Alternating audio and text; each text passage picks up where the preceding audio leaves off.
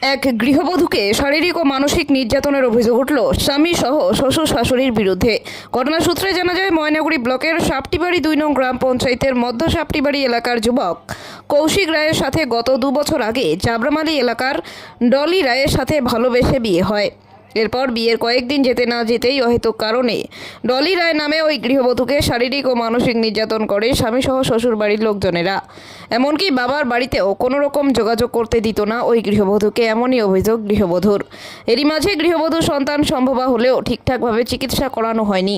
পাশাপাশি 9 মাসের অন্তঃসত্ত্বা থাকাকালীন গৃহবধূকে স্বামী সহ শ্বশুর বাড়ির লোকেরা বেধড়ক মারধর করায় সন্তান জন্ম দেওয়ার পর 1 সপ্তাহের মধ্যেই সদ্যজাত শিশু সন্তানের মৃত্যু হয়।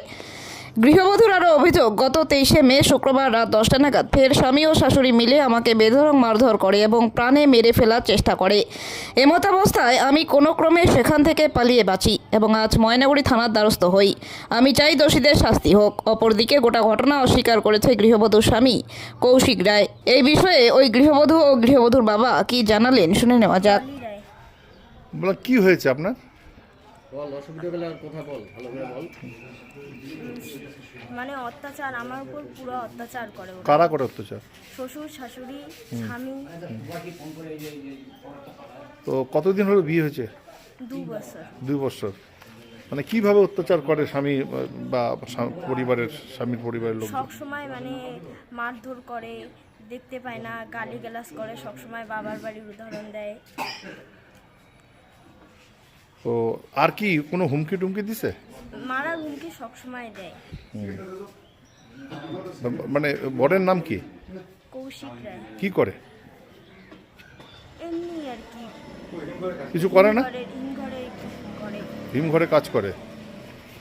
তো এর আগে কি হয়েছে তোমার?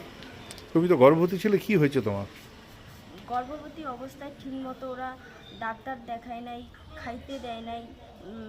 মানে একটা যে আরাম আরাম কোনো কিছু মানে সব প্রত্যেক দিন তো কাজ করাই নেয়, কিন্তু ঠিকমতো মানে রেস্ট নিতে দেয় না।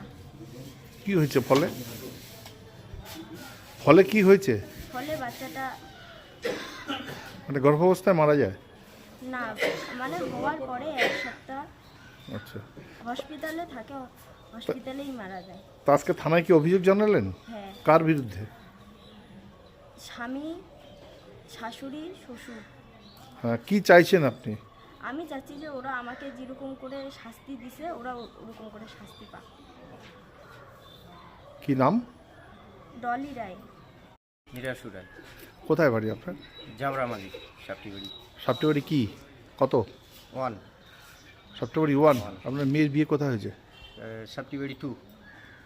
সাপ্টেবাড়ি 2 কোন জায়গায়? সাপ্টেবাড়ি 2 এটা হচ্ছে বড় বাড়ি, বড়বাড়ি। বড় বাড়ি পেটের বাড়ি কয় না? আচ্ছা। কি নাম আপনার মেয়ের? আমার মেয়ের নাম ডলি রায়। ডলি রায়। কত বছর আগে বিয়ে হয়েছে? 2 বছর হলো। জামাইয়ের নাম কি? কৌশিক রায়। কি হয়েছে এখন বলেন তো একটু।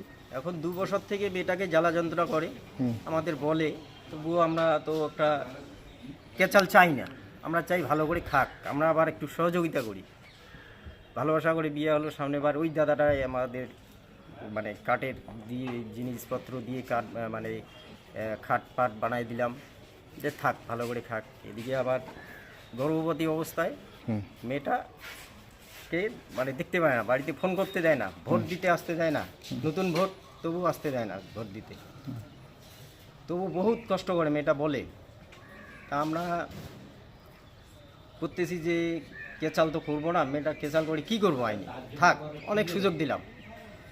এই যখনই পেটে বাচ্চা আসলো, ডাক্তার দেখায় না, ডাক্তার দেখানোর টাকা দিলাম 5,000 যে দেখাও বাচ্চাটা ভালো থাক, তবুও ওরা ঝগড়াঝাটি করে।